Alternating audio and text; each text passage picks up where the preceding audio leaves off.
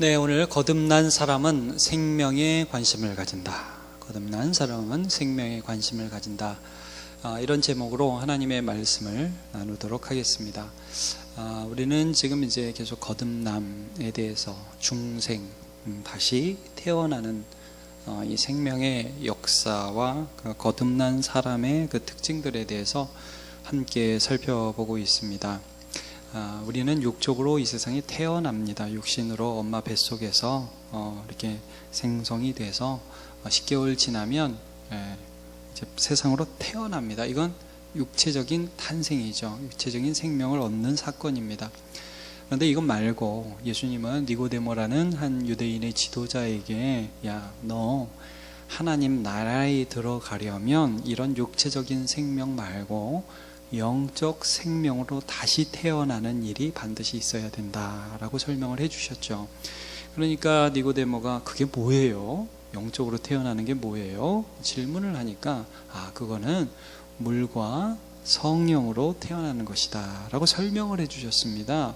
에스겔서 36장의 말씀의 해석이 여기에 대한 해석이라고 할 수 있다고 그랬죠. 중생의 씻음, 우리 모든 죄를 예수 그리스도의 보혈 앞으로 가져가서 그가 나를 씻어주시는 것을 우리 한 사람 한 사람이 경험하는 것입니다. 중생의 역사가 있을 때 이것이 일어나죠. 그리고 우리 마음에 굳은 마음을 제거하시고 난 내 마음대로 살 거야. 하나님이 뭐라고 그래도 하나님이 있기나 해.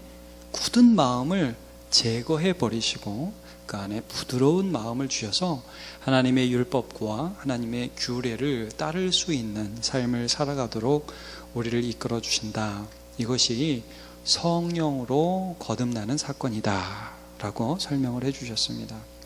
그러면 성령으로 거듭난 자는 어떤 특징을 가지는지에 대해서 예수님은 또 8절에서 이런 말씀을 해 주신 거죠. 야, 바람이 임의로 불잖아. 자기 뜻대로 불지.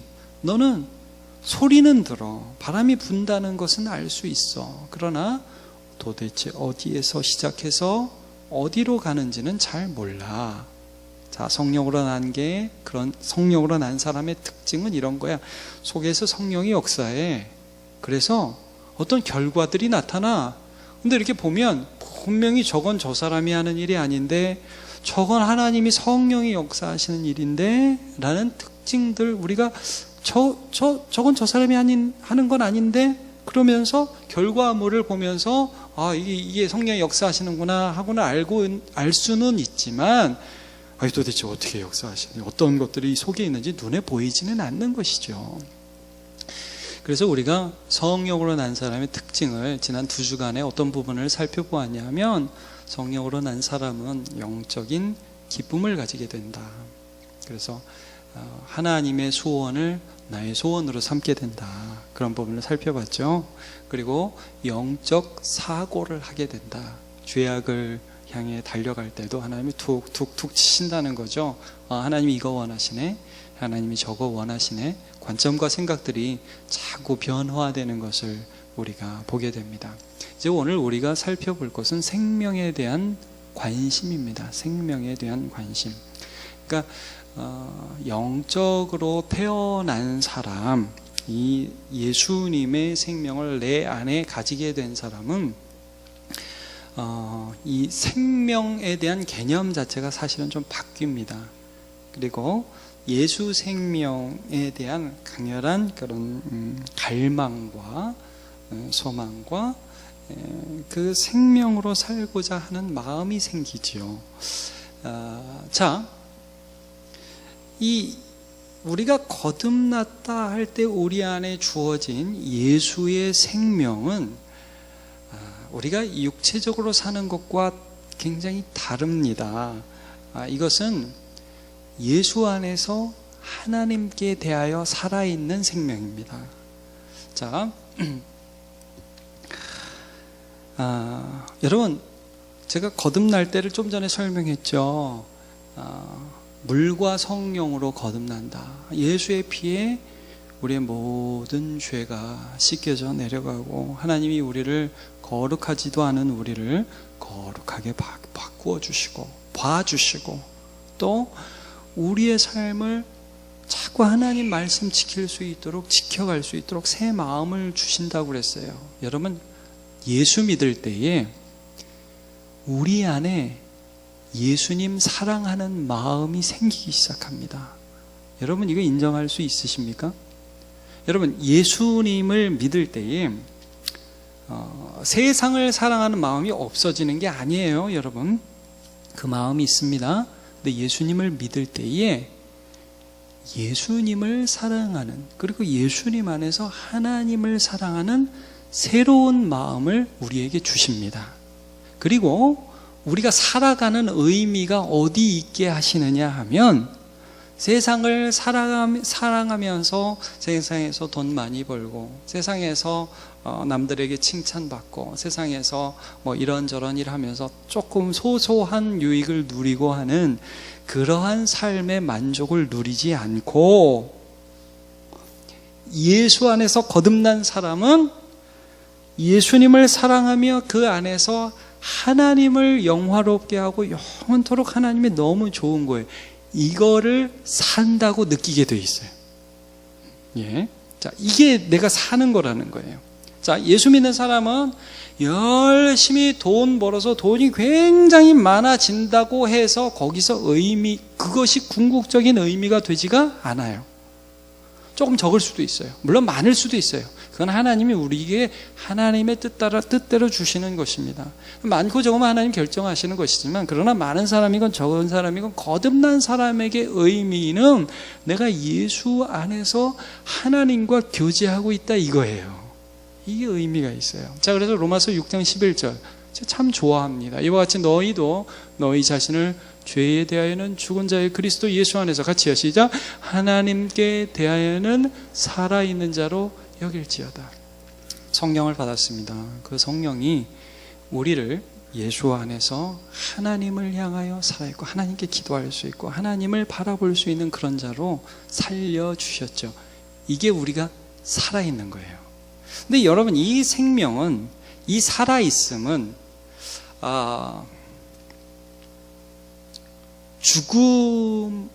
육체적인 죽음으로 없어지지 않아요. 여러분, 우리가 죽죠. 근데 우리의 생명 있죠. 하나님께 대하여 살아있는 우리의 생명은 육체적으로 우리가 나이가 들고 혹은 병이 들어서 혹은 사고로 먼저 하나님이 부르심을 받아서 우리가 육체가 썩어져 간다 해도 이 생명은 없어지지가 않아요. 아멘입니까? 네, 아멘. 로마서 8장 11절. 예수를 죽은 자 가운데 살리신 이의 영, 성부 하나님의 보내신 성령이 너희 안에 거하시면, 우리 거듭날 때 우리를 거듭나게 하신 그 성령이 우리 안에 거하시잖아요. 그럼 그리스도 예수를 죽은 자 가운데 살리시니 성부 하나님께서 너희 안에 거하시는 그의 영, 성령으로 말미암아 너희 죽을 몸도 살리시리라.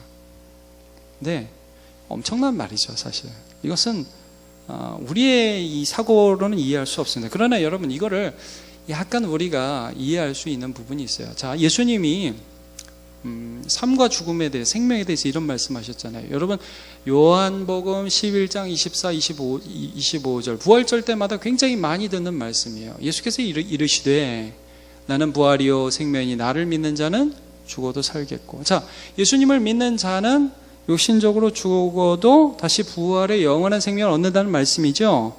26절이 어렵다고 제가 항상 이 말씀을 강조했습니다. 무릇 살아서 나를 믿는 자, 살아서 예수 그리스도를 마음에 영접하는 자, 하나님의 아들의 영을 받아들인 자, 그 영 안에서 생명을 받아들인 자는 영원히 죽지 않습니다. 한번 물어봐야겠네요. 여러분, 이걸 믿으십니까?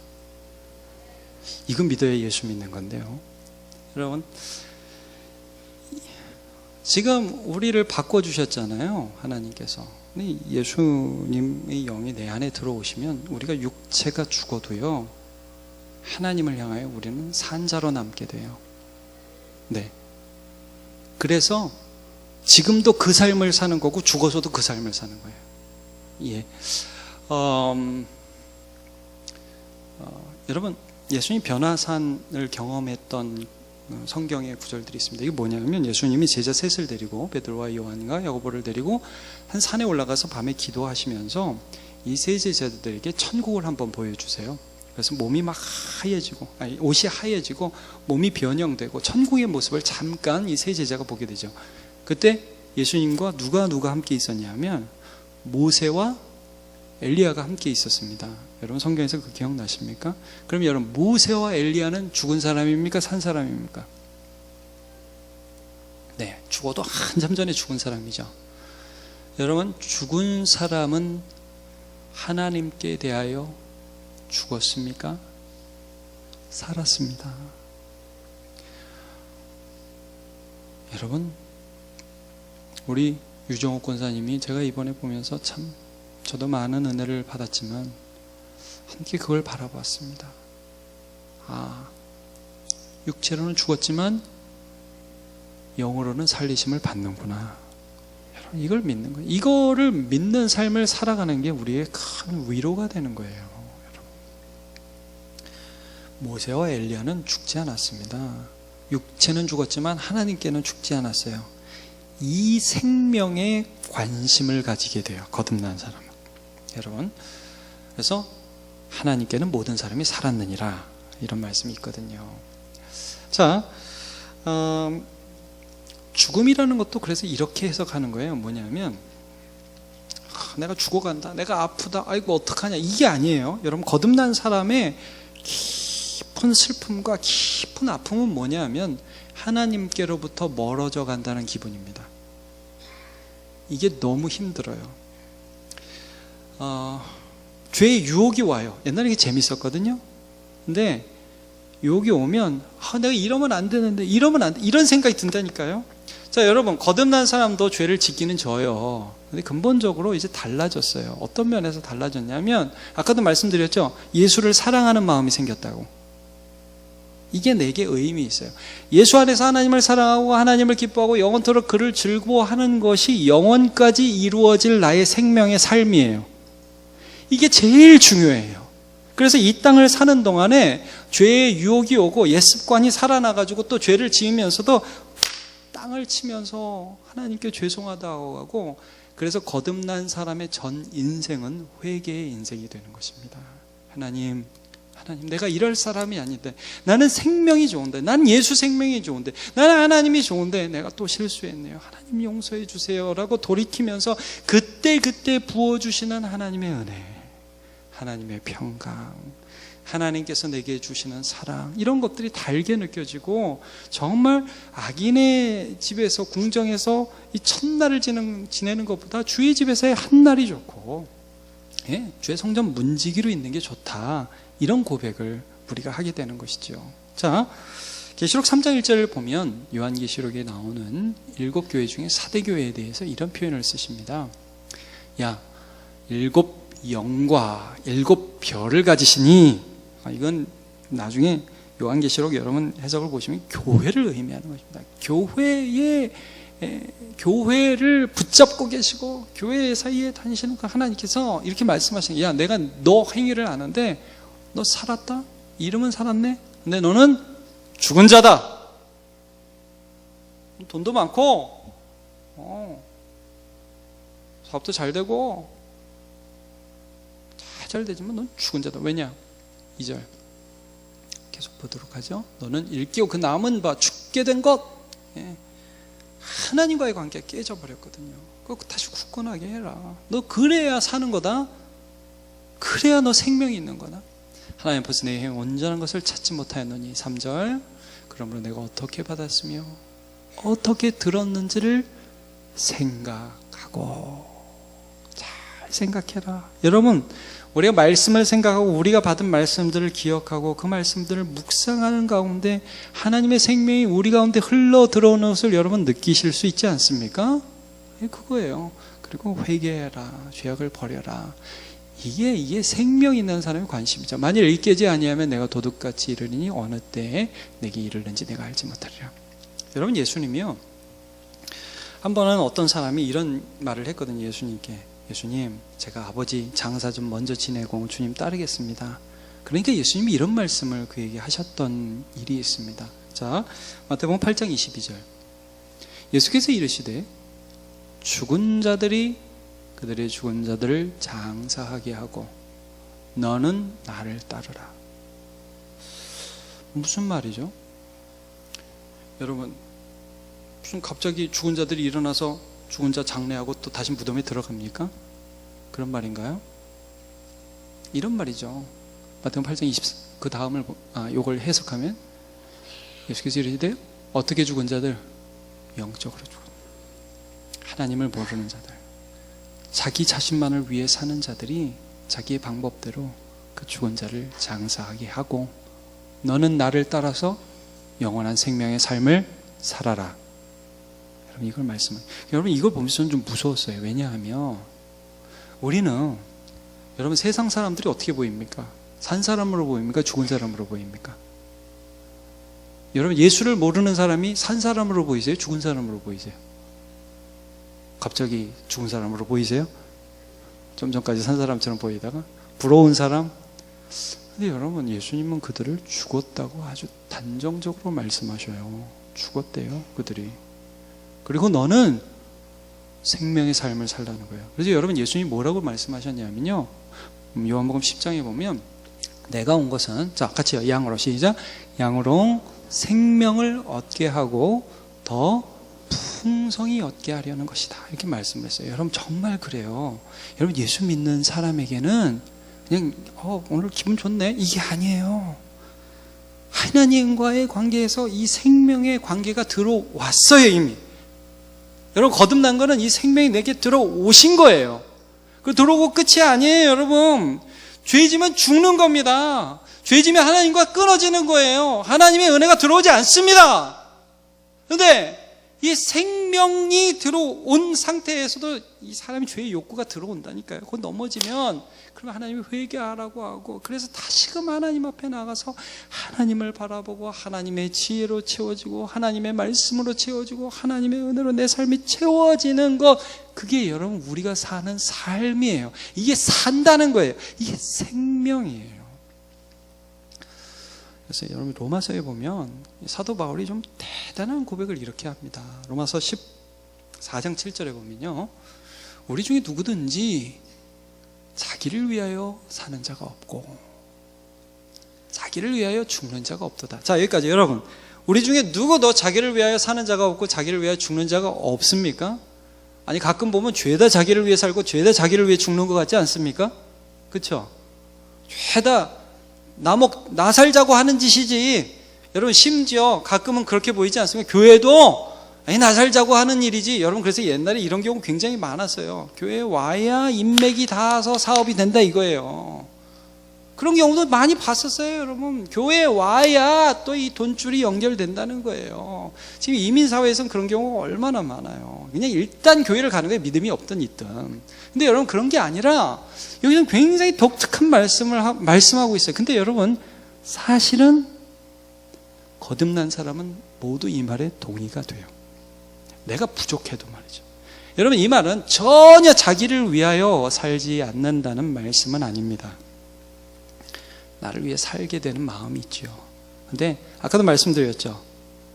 예수께서 나의 죄를 씻어주시고 예수께서 내 안에 거하셔서 새로운 마음을 주신 것을 경험한 거듭난 사람은 죄를 짓다가도 이게 아닌데, 이거는 내가 사는 게 아닌데, 주님 이렇게 살면 안 되는데 라는 감각을 가지게 됩니다. 정말이에요, 여러분. 그리고 주님께로 가고자 하는 마음들을 하나님이 주셔요. 그리고 주님께로 갔을 때 비로소 무엇을 느끼느냐 하면, 주님, 전 이렇게 살아야 합니다. 저는 이게 사는 겁니다 라고 고백을 하는 거죠. 여러분, 그래서 오늘 예배 나오셨죠? 여러분, 거듭난 사람은요, 하나님께 하나님이 주실 수 있는 것을 받기를 원하고 하나님께 나옵니다. 8절 같이 또 읽어볼까요? 같이요, 시작. 우리가 살아도 주를 위하여 살고 죽어도 주를 위하여 죽나니 그러므로 사나 죽으나 우리가 주의 것이로다. 예, 이 고백이 나오는 거예요. 여러분, 우리가 사는 의미를 저번에 갈라디아서 2장 20절도 우리가 함께 나누었죠. 내가 그리스도와 함께 십자가에 못 박혔나니. 그런즉 이제는 내가 사는 것이 아니 오직 내 안에 그리스도께서 사시는 것이라. 이제 내가 육체 가운데 사는 것은 나를 사랑하사 나를 위하여 자기 자신을 버리신 하나님의 아들을 믿는 믿음 안에서 사는 것이라. 생명, 산다. 이게 사는 거예요, 여러분. 죄 짓는 건 사는 게 아니라 죽는 것이라는 걸 깨닫게 돼요.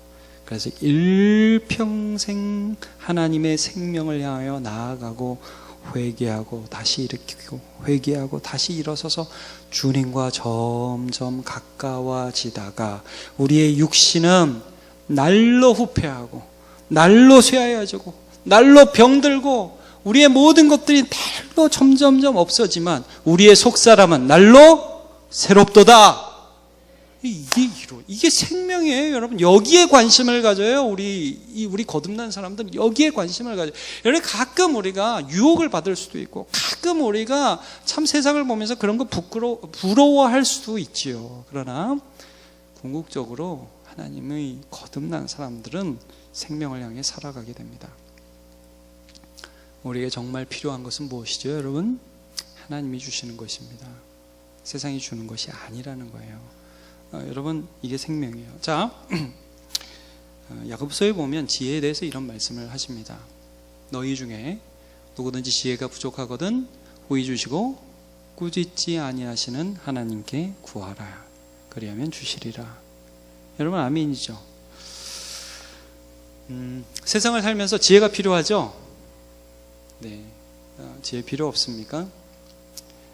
근데 여러분, 이 성경 구절을 누가 제일 좋아합니까? 너희 중에 누구든지 지혜가 부족하거든 하나님께 구하라. 그리하면 주시리라. 누가 제일 좋아하죠? 수험생들이 제일 좋아합니다. 그죠? 그래서 주님 지혜를 주셔서 이번 수능에서 좀 더 좋은 점수를 맞을 수 있도록 은혜를 내려 주옵소서. 저에게 지혜를 주셔서 머리가 좋게 해주시길 원합니다. 많이 해보셔서 여러분 알 겁니다. 공부 안 하고 기도 많이 하면 점수 잘 나옵니까? 네. 그렇게 되면 약간 사이비로 가는 겁니다, 여러분.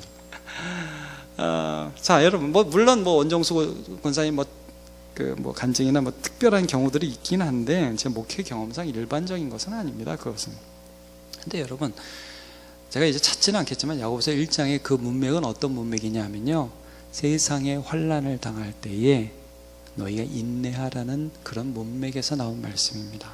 말하자면 고통과 어려움이 가득한 세상을 살아갈 때 뭐가 필요하다는 거예요?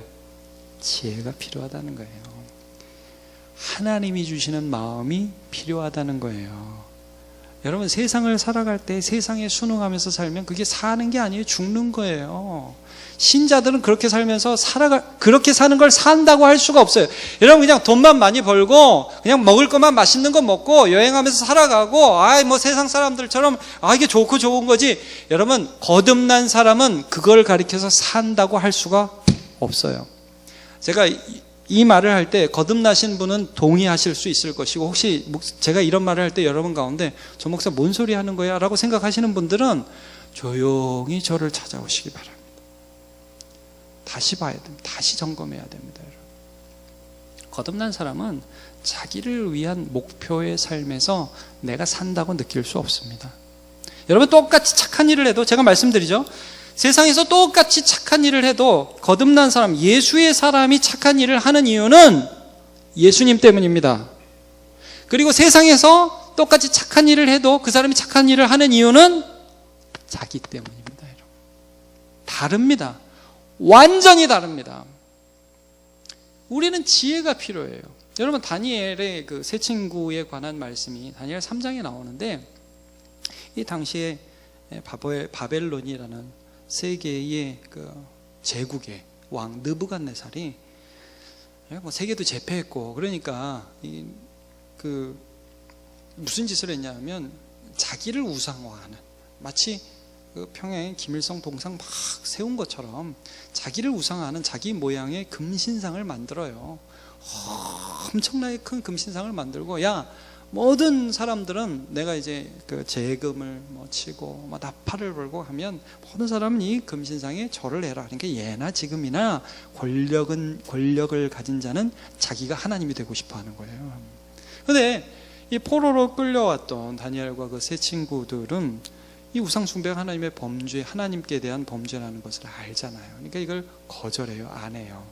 이제 느부갓네살이 안 한다는 소리를 듣고, 모든 사람이 다 하니까 안 한다는 소리를 듣고서 세 명을 부르죠. 너네 내가 한 번 더 기회를 줄 텐데 이번에 만약에 절을 안 하면 풀무불, 풀무 아시죠? 막 바람 막 집어넣어서 불이 활활활 타오르게 하는 숯불이 아니에요. 풀무불이에요. 바람을 막 넣어서 막 불이 엄청나게 나는 그 풀무불 가운데 너를 던져서 다 죽여버릴 거야. 굉장히 지혜가 필요한 시점이라고 보여져요. 그렇죠, 여러분? 그 세 친구가 기도했다는 성경 구조는 없어요, 성경에. 근데 제 생각에 느부갓네살이 이렇게 야 와라, 너네 절 안 했다며 그러면서 갈 때 여러분 기도를 안 했겠어요? 했겠어요? 너무 상식적인 부분 아니야? 아마 기도하면서 갔겠죠. 하나님 어떻게 해야 됩니까? 하나님 지혜를 주세요. 저는 적당히 느부갓네살 앞에서 이렇게 예, 당신이 하나님이세요 이렇게 절하고, 또 집에 와서는 하나님 감사해요. 난 이런 삶은 내가 사는 삶이 아닙니다. 난 어떻게 해야 됩니까? 기도했겠죠. 근데 하나님이 어떤 지혜를 주셨는지 한번 볼까요? 다니엘서 3장 16절. 사드락과 메삭과 아벳느고 이 세 친구들입니다. 왕에게 대답하여 이르되 느부갓네살이여, 우리가 이 일에 대하여 왕에게 대답할 필요가 없나이다. 자, 일단 여러분 절을 해라, 안 그러면 죽인다. 그러니까 대답할 필요가 없습니다. 자, 여기서 우리가 느껴지는 게 뭐죠? 담대함입니다. 이런 거죠. 여러분, 이 사람들은 기도하면서 느부갓네살보다 훨씬 더 큰 온 세상을 창조하시고 온 세상을 운행하시는 살아계신 하나님이 그의 마음에 보이기 시작했습니다. 이게 생명이에요, 여러분. 여러분, 내 마음에 하나님이 보이면 세상이 작아 보입니다. 세상 보면서 아웅다웅 하면서 살면서 그걸 살아있다고 얘기하지 않아요, 여러분. 우리는 하나님을 보면서 이 세상을 주관하셔서 내가 죽을 수도 있고 내가 살 수도 있고, 내가 병들 수도 있고 내가 아플 수도 있고, 내가 나을 수도 있고, 내가 사업이 잘 될 때도 있고 안 될 때도 있고, 그러나 그 모든 것 너머에 계신 위대하신 하나님을 보는 눈으로, 믿음으로 살아갈 때 그는 살아있는 것입니다. 얼마나 기쁜데요. 대답할 필요가 없나이다. 17절. 왕이시여, 우리가 섬기시는 하나님이 계시다면, 안 계셔서 계시다면 하는 게 아니라 당신은 모르죠. 우리가 섬기시는 하나님이 계시다면 우리를 맹렬히 타는 저 풀무불 가운데에서, 저 풀무불보다 더 강하신 그분이 우리를 건져내시겠고, 야, 저는 이거 한번 좀 나중에 천국 가면 리플레이해서 다시 듣고 싶어요. 어떤 목소리로 했는지. 얼마나 담대하게 했겠어요. 왕이시여, 저는 대답할 필요가 없습니다. 우리가 섬기는 하나님이 계시다면 우리를 맹렬히 타는 저 풀무불 가운데서, 여러분, 우리를 죽이려고 하는 맹렬히 타오르는 저 세상의 불꽃 가운데에서 하나님이 우리를 건지실 것입니다. 이게 지혜 아니에요, 여러분? 이게 담대함 아닙니까? 이게 세상이 줄 수 없는 것, 하나님이 내 안에서 이루시는 생명 아닙니까? 생명. 이걸 갖고 사는 거죠. 왕의 손에서도 건져내실 것입니다. 야, 근데 여기가 더 멋있어요. 이제 이 사람이 믿음이 없어가 아니라 하나님의 하나님 되심을 인정하는 거죠. 그러면서, 근데요, 혹시 우리가 죽어도요, 그래도 우리는 안 할 겁니다. 이 말이에요. 우리가 죽어요, 풀무불에 죽어도요, 우리는 절 안 할 거예요. 왜 그렇겠어요, 여러분? 우리가 죽어도 하나님을 향한 우리의 생명은 끊어지지 않아요. 저는 가끔씩 제사 열심히 하시는 분들 가운데 이런 분들 계시어요. 끝까지 예수 안 믿으시면서 돌아가시면서 이렇게 말하시는 분. 내가 죽어서 조상님을 어떻게 봐? 그리고 돌아가시는 분들이 있어요. 여러분, 죽어서 조상님을 봐야 돼요? 죽어서 하나님을 봐야 돼요? 여러분, 다니엘의 세 친구들은 생명이 뭔지를 알았던 사람이에요. 그리고 세상을 살아가면서 하나님으로 채워지기를 바랬죠. 여러분, 심령이 가난한 자가 복이 있습니다. 하나님을 간절히 사모하는 자가 복이 있고요. 그런 자는 배부르게 됩니다. 의에 줄이고 목마른 자가 복이 있습니다. 그런 자는 하나님의 의로 채워질 것입니다. 세상으로 채워지는 게 아니에요. 하나님으로 채워지는 거예요. 이게 우리가 살아가는 거예요. 때로 우리가 궁핍함과 어려움을 경험하기도 하지만 이거를 바라보고 이걸 경험하게 됩니다. 자,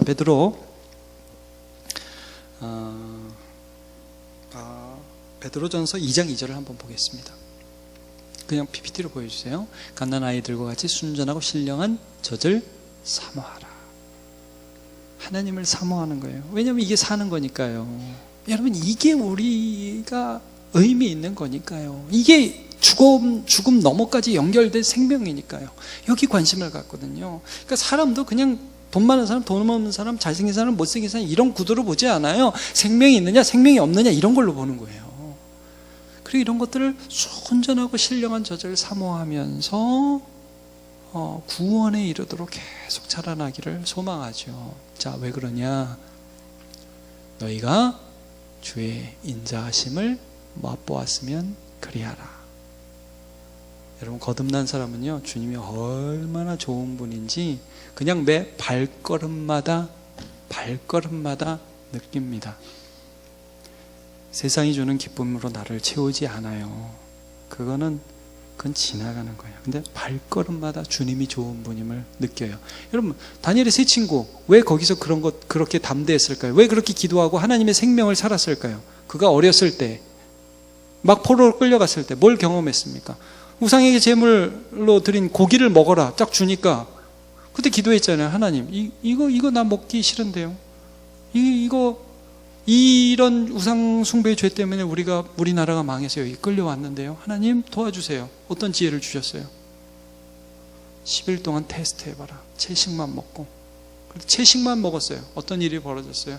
얼굴이 다른 고기 먹은 소년들보다 더 좋아졌더라. 브로콜리를 먹었는지 양배추를 먹었는지 그건 모르겠지만 하여튼 그거 먹으면서 하나님께서 역사하시는 걸 그들이 보고 뭘 깨달았어요? 아, 하나님 참 좋구나. 그렇게 사는 거예요.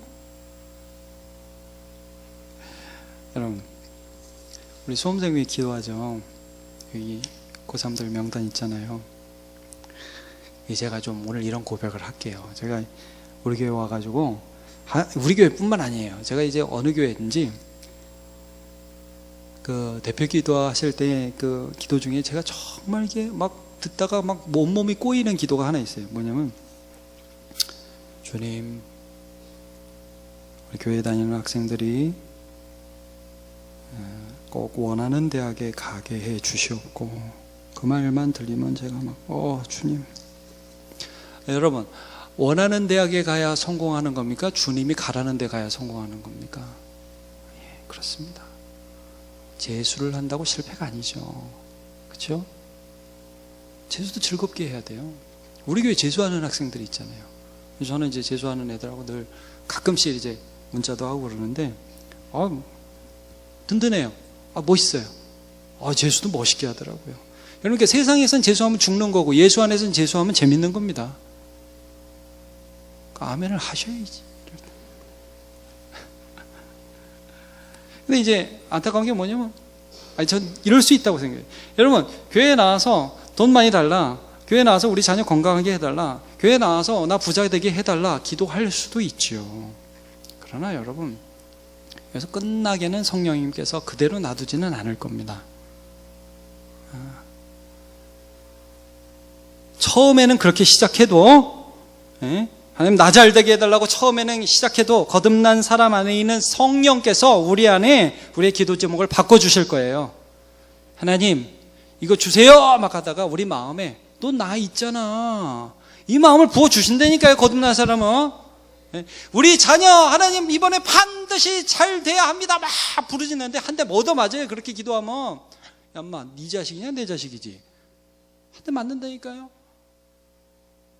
막 돈 주님 저는 돈이 너무 없습니다.